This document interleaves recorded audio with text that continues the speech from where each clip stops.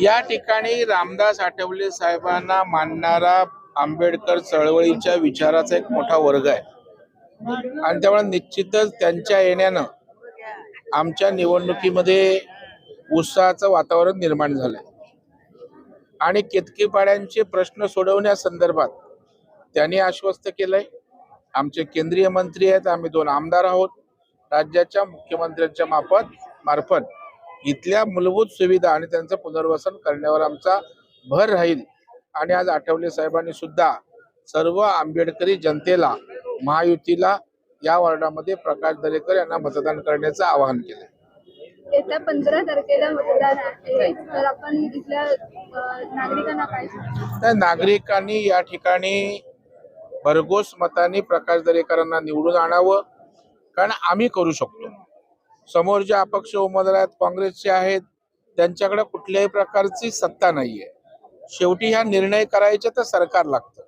उद्या महापालिकेत सत्ता आमची येणार आहे, राज्यात सरकार आमचं आहे, केंद्रात आहे, तर जे काय करू शकतो ते आम्ही करू शकतो। यावर लोकांचा विश्वास आहे, त्यामुळे लोकांच्या आशा वाढलेल्या आहेत आणि नक्कीच त्यांच्या आशा अपेक्षांचा भंग होणार नाही। आम्ही त्यांना न्याय मिळवून देऊ। चलो। प्रभाग क्रमांक 3 मध्ये सन्माननीय केंद्रीय समाज कल्याण राज्यमंत्री रामदास आठवलेंची जाहीर सभा संपन्न झाली आणि खऱ्या अर्थानं भारतीय जनता पार्टी, शिवसेना, राष्ट्रवादी महायुतीचे उमेदवार म्हणून अधिकृतरित्या मला जाहीर केल्यानंतर मी प्रत्येक घरोघरी जनतेच्या मतदारांचा आशीर्वाद घेण्यासाठी जात आहे आणि उत्स्फूर्त असा प्रतिसाद त्या दरम्यान मिळतो आणि अशा प्रकारच्या सभेच्या माध्यमातून उत्स्फूर्तपणे या प्रभागातील जनता उपस्थित राहून येणाऱ्या 15 तारखेला शिवसेना, भारतीय जनता पार्टी, RPIचा अधिकृत उमेदवार म्हणून मला निवडून देण्यासाठी सज्ज झाले, अशा प्रकारचे चित्र या उपस्थित जनतेच्या चेहऱ्यावर दिसतं आणि येणाऱ्या नजीकच्या कालावधीमध्ये या प्रभागाचा विकास हा एकच ध्यास समजून आम्ही काम करू, अशा प्रकारचा मी शब्द देतो। इथल्या नागरिकांना काय आपण आव्हान करू?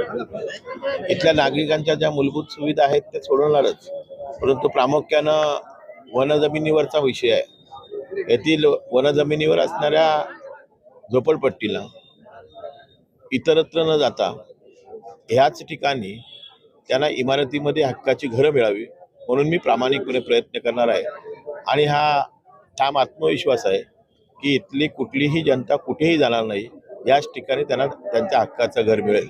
कारण मी मोठ्या आत्मविश्वासानं का सांगतो, कारण देशाचे पंतप्रधान नरेंद्र मोदीजींचे विश्वासू सहकारी म्हणून आपले उत्तर